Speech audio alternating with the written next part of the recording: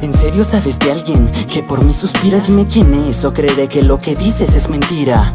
Tú la conoces, con ella has hablado, incluso en este momento la tienes a tu lado. ¿Eres tú? Sí, Qué sorpresa me has dado, porque esto de ti no me lo hubiera imaginado. es que ya no aguanto ver sufrir a quien quiero. Sabes que para mí tu sonrisa es lo primero.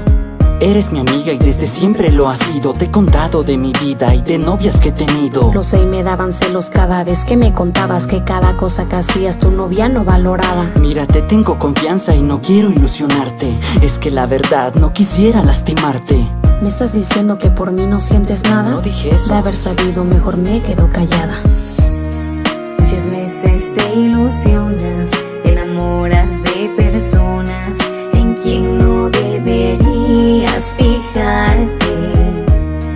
Te gusta ella o él, nada puedes hacer, pues a tu corazón no lo manda. Me conoces más que nadie y mentirte no puedo. De perderte como amiga, la verdad tengo miedo. No quisiera que pensaras que no quiero verte más. ¿Qué propones?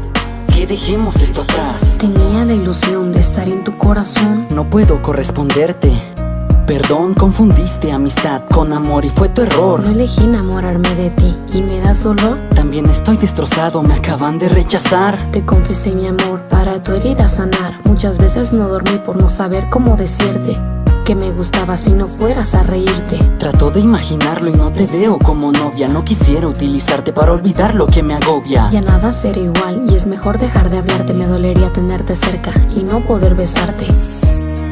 Muchas veces te ilusionas, te enamoras de personas en quien no deberías fijarte. Te gusta ella o él, nada puedes hacer, pues a tu corazón no lo mandas. Sensory Chicks. Junto a Jenny.